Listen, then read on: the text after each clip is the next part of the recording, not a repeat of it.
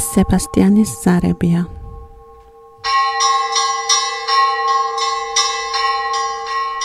ვინ დარეკავს ზარს?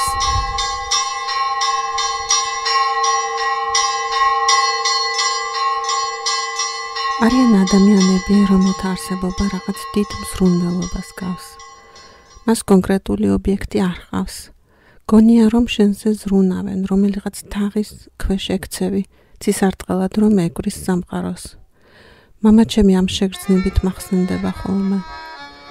დიდი ხანია ერთ გერმანელ პასტორზე მინდოდა დამეწერა, ან მასთან საუბარი ფურცელზე გადამეტანა. ახლა ხანს მისი ბოლო წირვიდან შთაგონებით მოსულმა აღმოვაჩინე, რომ ეს ადამიანიც ამ შეგრძნებას იწვევდა ჩემში. გონებაში გადავათვალიერე სხვადასხვა პორტრეტები. ჩემი მრავალი ურთიერთობებიდან პასტორის სახის კიდევ ორი ადამიანი დაემატა. გონებაში გადავამოწმე, იგივე შედეგია. ეს არც სულიერი ნათესაობაა და არც რაიმე შინაგანი დიალოგები. ეს უფრო ამ ადამიანების რაღაცნაირი დონკიხოტობაა, უტოპისტობა, რომლებმაც იციან ვინ არიან. მათი ცხოვრების ატმოსფეროსთან შეხება, სადღაც არის დატოვებული ჩემს ცნობიერებაში, შეგრძნებებში გახვეული მჟუტავი შთაბეჭდილება. ხშირად usახელოდ, მივიწყებული. ის მხოლოდ წარმოდგენებშია ზუსტი და სიტყვებად ქცევის დროს მოძებნილი. რაღაც ორიენტირია საუკუნეებში დამახსოვრებული. ერთი მათგანი მომღერალი იყო.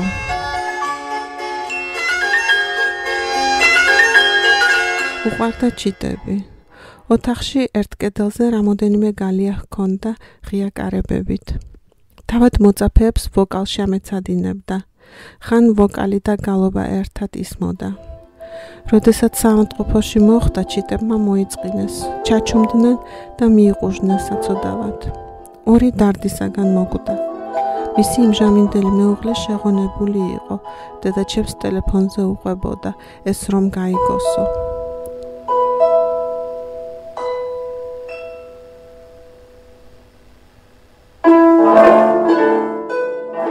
საავადმყოფოდან მობრუნებული უკან მისაბრუნებელი შეიქმნა დაღუპული ჩიტების გამო.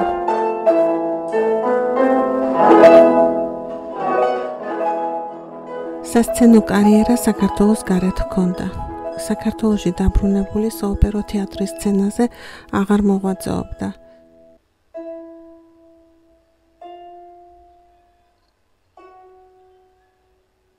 ჩემს მშობლებს ის უყვარდათ და ხშირად აღუნიშნავთ, რომ ასეთ ნიჭიერ და არაორდინალურ ადამიანს ჩვენი საზოგადოება მაინდამაინც ვერ ეგუებოდა.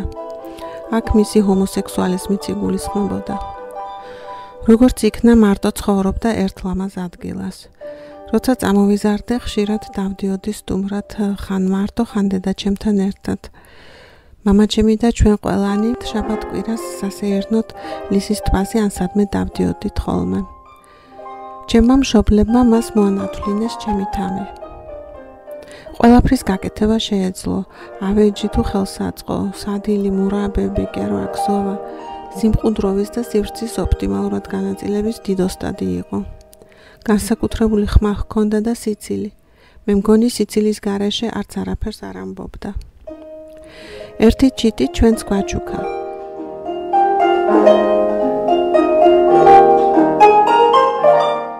ეს ჩიტი და მასთან გატარებული დრო ერთ-ერთი საუკეთესო მოგონებაა ჩემთვის.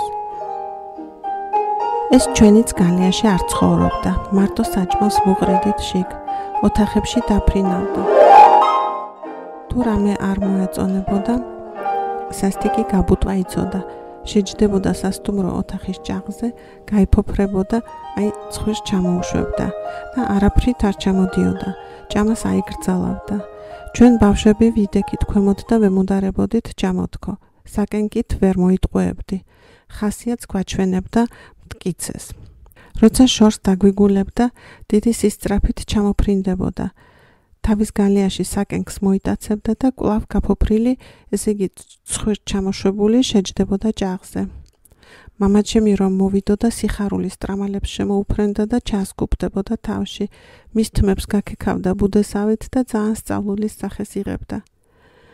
ერთხელ მახსოვს კახეთში წავედით ერთად ბიძაჩემის მანქანით. ჯემმა მომღერალმა ნათლიამ თავისი ახალი სიამაყე კაჭკაჭი წამოიყვანა. ლაპარაკობსო. კაჭკაჭი, რომელიც მას მთელი გზა მხარზე ეჯდა, ჩემს ჯიბრზე ხმას არ იღებდა და ამიტომ დღესაც არ ვიცი მართლა ლაპარაკობდა თუ არა. მახსოვს დიდი ნერვიულობაც შუამთაში რესტორანში სადილად რომ გავჩერდით. კაჭკაჭი გაფრინდა და იქნება ტყემდა ბუნებამ თავის იქნას და აღარ მოვიდესო. მოვიდა და მაგიდაზეც გვეჯდა.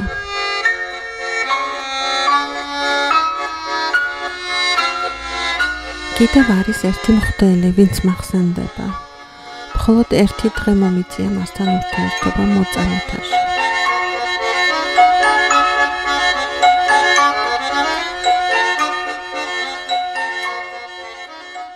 ამ ადამიანს 80-იანი წლების თბილისში მაშინდელი ეროვნული მოძრაობის მიტინგებზე ხშირად ვხედავდი ხოლმე.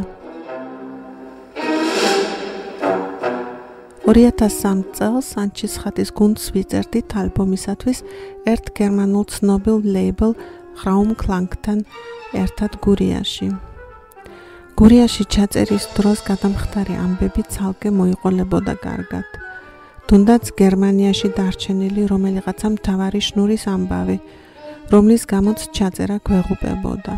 ერთი მანქანა ჩამოტანილი ძვირფასი აპარატურა უშნუროდ ვეღარ იფუნქციონირებდა.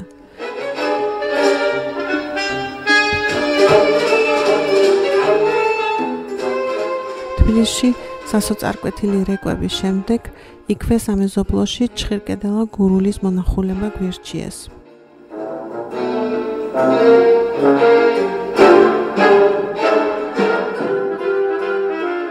ჟინჟღლი წვიმა სინესტე ძლევამდე რომ ატანს ბინდი ყველაზე ცუდი დღე რაც შეიძლება რომ იყოს. თიხიანი ტალახი წვიმისაგან დაცარიელებული სოფელი, პატარა ძაღლის შემოგეიბება დიდ ძარიელ ეზოში და ბოლო იმედი ჩხირკედელა გურულის სახით სურეალისტური ფილმის კადრებივითაა. და ბოლოს სახელოსნო. რა სიტყვები უნდა მოიშველიოს ადამიანმა აქ დანახული სახსაძერად.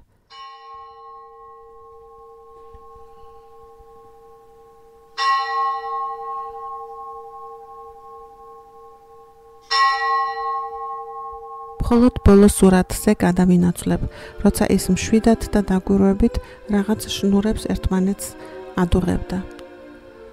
ამ კომპოზიციას წვრილი და ფაქიზად მოლივლივე ბოლი ავსებდა. ცოტა ხანში ის ყველაზე მთავარი შნური მზად იყო.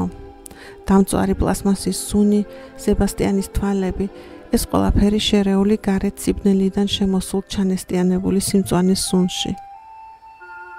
ხო, და კიდევ სიჩუმე. რა უცნაური სიჩუმე იდგა. სიჩუმე არა. ეს იყო პაუზა, როგორც მუსიკაში, მოცარტის რეკვიემის კირიე ელეისონსა და სანქტუს შორის.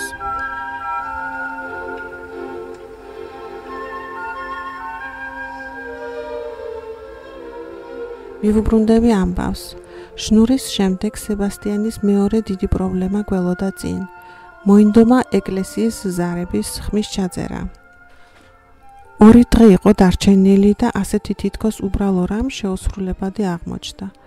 ამ დღეებში თურმე ზარების დარეკვა არ შეიძლება ეკლესიაში. სად არ დავრეკე, რაც მეტი უარი მივიღე, მით უფრო გადაიქცა ზარის დარეკვა ჩემს მთავარ მოტივაციად.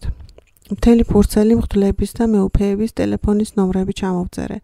რჩევის და მიხედვით ჩავედით ქუთაისში. ბაგრატში მსახური მღვდელი, რომელსაც გადაწყვეტილების მიღება შეეძლო, საკმაოდ კარგად შეგხვდა. მოისმინა ჩვენი პრობლემად ქცეული სურვილი და გვითხრა, მოწამეთაში წადითო. მამა გაგისთან და ის დარეკავს ზარსო. იქ თანაც გარშემო ყველა არ გაიგებსო. წავედით მოწამეთაში. ბოლო იმედის ადგილას.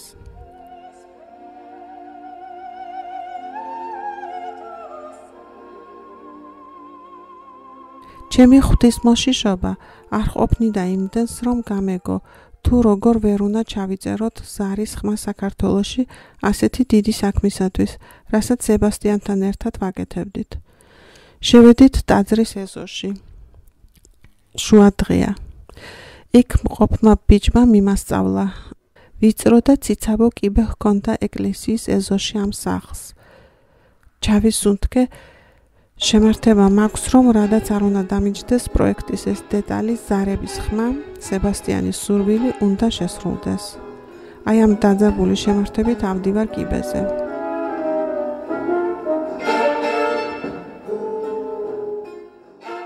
ყოველი საფეხურით იზრდება ეს დაძაბულობა. თუმცა მასთან ერთად ჩემი სიმტკიცეც. კინო რომ იყოს, აქ მუსიკა გაიჟღერებდა კიდეც, რაიმე შუქ ჩრდილებიც ჩაერთვებოდა. და ახლა წარმოიდგინეთ კარის შეღების მომენტი. აი ახლა. შევაღე კარები. ვხედავ რაღაც საოცრად სიმპათიურად არეული ოთახი. წიგნები, ნივთები, ტახტი, მაგი და გაჭრილი საზამთრო, ფანჯარას მოწოლილი სიცხის შუქი, ორი უზარმაზარი დოგი, წელზემოთ შიშველი მოხუცი კაცი, დიდად გაბორძგნილი თეთრი წვერით, გულზე დაკიდებულ დიდ ჯვარს რომ უფარავდა, ზის და ვიღაცას ეთამაშება ნარდს. გამართლის გაგორების ხმაზე და თან დაყოლებულ შეძახილს ეტყობოდა ბოლოს მივუსწარი, რომ თამაში ძარღვითა და ეშხით მიდიოდა. ჩემს დანახვაზე, მოდი გენაცვალეო, შემომღიმა და ხელი გაიწვდინა პერანგისაკენ. მეც მკვირცხლად მივუგე. არა, იყავით მასე, გააგრძელეთ, გთხოვთ, შეიძლება შემდეგი ხელი მე გეთამაშოთ, თითქოს სახლში მოვედი.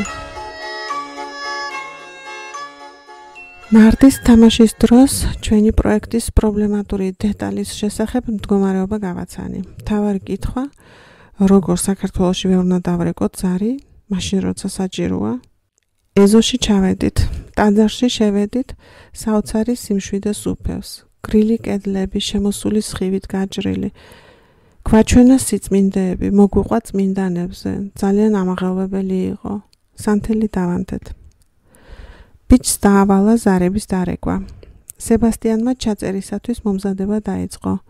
პირველი ჩანაწერი არ გამოვიდა, ძაღლებიც აყვნენ ზარების ხმას. კლდის ნაპრალის მხარეს მდგომი სახლისაკენ მიმანიშნა. წინ წამიწყვა, ძაღლებიში ხმაური ჩერეკა და ყეფა აუკრძალა. ოთახი, სადაც აღმოჩნდი, მე-19 საუკუნის თავადის სასტუმრო ოთახს ჰგავდა. ძველი საკონცერტო როიალი, დიდი ლამაზი მაგი და ძველი კარადა. ფანჯრები ხეობას გადაჰყურებს. იატაკი სიმყარის შეგრძნებას არ იძლევა და თითქოს ამ ნაპრალის კიდეზე ხარ გამოდებული. ეს ოთახი ისტორიის წიგნია შემოდებული ამ ნაპრალის პირა კლდის თავზე. ნაბიჯებს ფრთხილად ვადგავ, თითქოს ბალანსს ვიცავ, რომ არ აყირავდეს იქაურობა. მეჩვენებაა, რომ პირიქითა და პირაქეთა სამყაროები აქ ერთდებიან.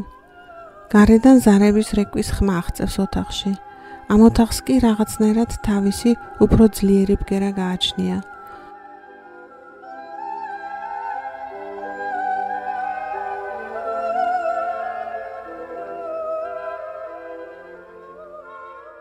აქ დამკვიდრებულია სიჩუმე, რომელიც ხმოვანებს ფონად და ჩვენი შეტანილი ხმაურიც ამ ჟღერადი სიჩუმის ნაწილი ხდება. ოთახს აივანი არტყია ნაპრალის მხარეს. აივანზე და ყველგან რაღაცა ბალახები არის გასაშრობად გაფენილი. სამკურნალო ბალახების სუნია.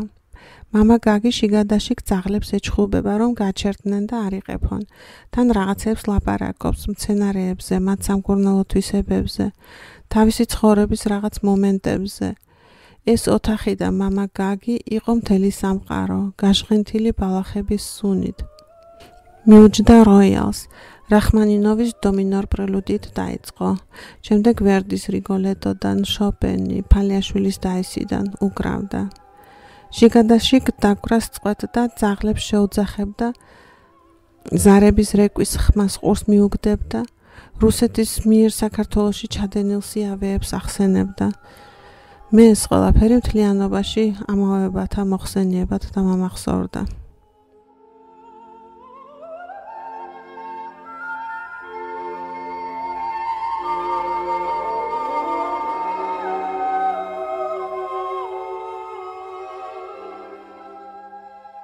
ჩაწერას მოვჭით, წამოვედით.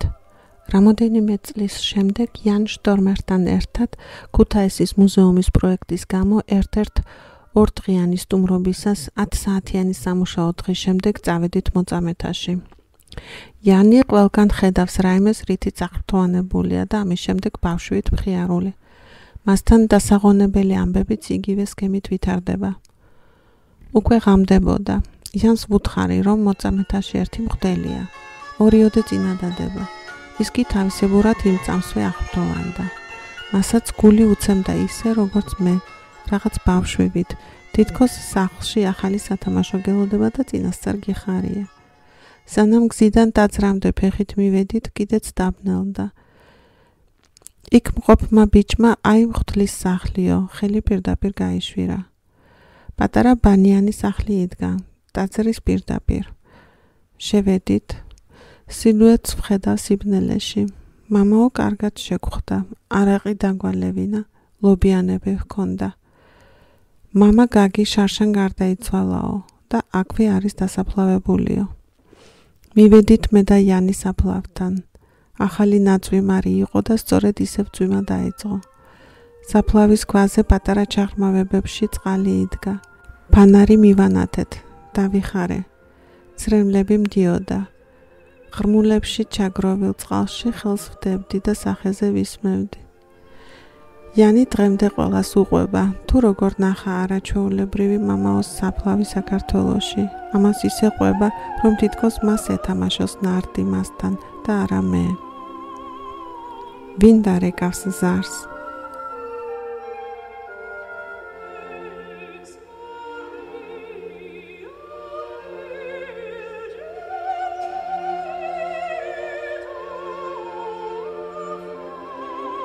ოქტომბერს პასტორი ფრიდეცკი თავის ბოლო ღვთისმსახურებას აღასრულებდა. პენსიაში გავიდა. როგორ იყო? მაშინ რა სადად აგვიხსნა გეზას სიკვდილით დავზარდაცემულ მე და ჰინრიხს. ის ცოტა ხნით ჩამოგვიჯდა და გვითხრა. დაემშვიდობებით, დაასაფლავებთ, მიწას მიაყრით. ის უნდა დამარხოთ. ამ სიტყვებისას ხელის მოძრაობაც დააყოლა. ეს რატომღაც განსაკუთრებით დამამახსოვრდა. ეს თქვენ უნდა გააკეთოთ. ასე გვითხრა. გეზამ თავი მოიკლა. ამ ეკლესიაში ადრე ორღანზე მეცადინეობდი. შემდეგ ბევრი წლები აღარ ყოფილვარ. ვეღარ ვუკრავდი თბილისიდან ერთ-ერთი ჩამოსვლის შემდეგ. 10 წელიც გასულა მას მერე. მთელი ეს დრო ეკლესიის გასაღები თან მქონდა ჩემი გასაღებების აცმაზე. ხელახლა მისულს ყველაფერი შეცვლილი მომეჩვენა. თბილოდა. სივრცის სიდიდე სიმყუდროვეს არ ფანდავდა. სახლის შეგრძნებას ბადებდა. რაღაც კავშირების თავმოყრას. მერე მივხვდი, ეს ატმოსფერო პასტორის შექმნილი იყო. მაშინ ადრე ასე არ იყო. ამის შემდეგ ხშირად ვხედავდი მას ეკლესიაში შესვლა გასვლის წინ ფანჯარაში. თავის წიგნებითა და ფურცლებით გამოტენილ პაწაწინა სამუშაო ოთახში პირველ სართულზე. ყოველი მოკლე შეხვედრა მინდა რომ აღწერო, სიტყვებით, თქმით არაფერს რომ არ შეცვლიან.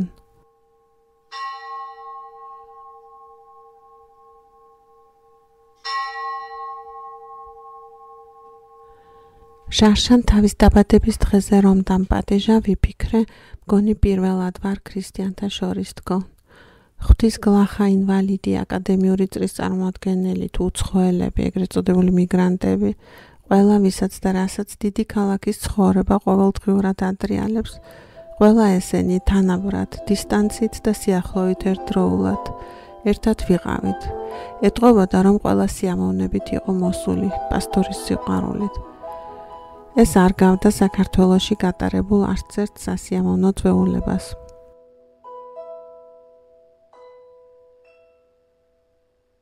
პასტორის წვეულება მოყვასდა ერთად ყოფნა იყო. აქ მის ერთსქესიან პარტნიორობაზეც არავინ საუბრობს. ამას წინათ თავისი გამოსამშვიდობებელი ქადაგება, როგორც ყოველთვის გასაგებად და სადად დაიწყო. ეკლესიაში ტევა არ იყო. რატომღაც განსაკუთრებულს ველოდი და თავიდან ცოტა მეუცნაურა. დაიწყო იმით, რომ ჩვენ ყველანი უკმაყოფილონი ვართ. ყველაფერს აკრიტიკებს ნებისმიერ თემაზე. პავლე მოციქული კი ამბობს, რომ გიყვარდეს ყველაფერი განორჩევლად და გამონაკლისის გარეშე. და ეს შეგიძლია აი აქვე დაიწყო. შენი მრევლი შეიყვარო, შენს გარშემო ყველაფერი. აქ ნახო ის, რაც გინდა რომ ნახო.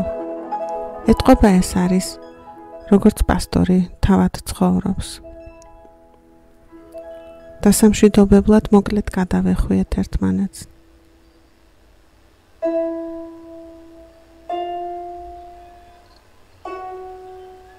ზივარ, ფიქრობ ნაწყვეტ. ამ ნაწყვეტების გაერთიანება ისევ ოცნებად მრჩება. მალე უნდა გავიდე. ჩემს გარშემო სიჩუმეა.